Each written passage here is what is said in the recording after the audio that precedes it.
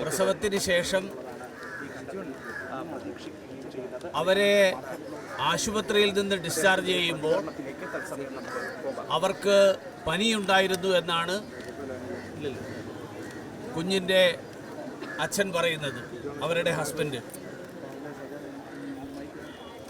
ഈ ആശുപത്രിയിലെ ഡോക്ടർമാർ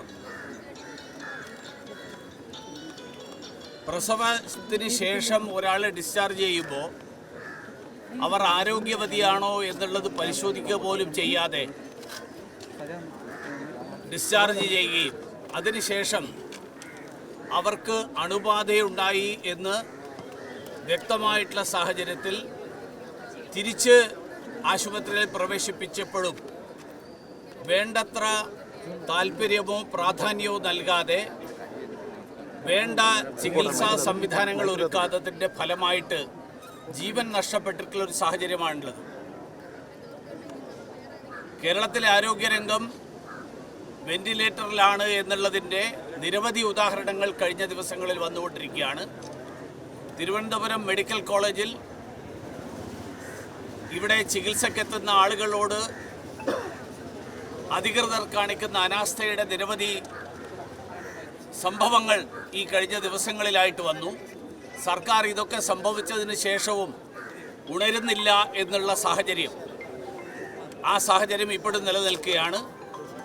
ഇവിടെ മരണപ്പെട്ടിട്ടുള്ള യുവതിയുടെ കുടുംബാംഗങ്ങൾക്കും അവർക്ക് നീതി ലഭിക്കണം. ആ യുവതിയുടെ മരണത്തിന് ഉത്തരവാദികളായിട്ടുള്ള ആളുകൾക്കെതിരായിട്ട് നടപടിയെടുക്കണം.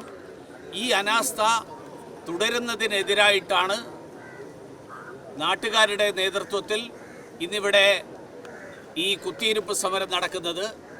രാവിലെ 10 മണിക്ക് തുടങ്ങിയിട്ടുള്ള ഈ പ്രതിഷേധം ഇത്രയും നേരമായിട്ടും ബന്ധപ്പെട്ട അധികാരികൾ ആരും തന്നെ ഇവരെ ആശ്വസിപ്പിക്കാനോ ഇവർക്ക് തക്കതായിട്ടുള്ള മറുപടി നൽകാനോ തയ്യാറാകാത്ത സാഹചര്യത്തിലാണ് നാട്ടുകാരെല്ലാവരും ഇവിടെ എത്തിയിട്ടുള്ളത്. തീർച്ചയായിട്ടും ഈ പ്രദേശത്ത് കാരനായിട്ടുള്ള ഒരാൾ എന്നുള്ള നിലയിൽ ഈ വിവരം അറിഞ്ഞപ്പോൾ ഞാനിവിടെ അന്വേഷിക്കാനെത്തി.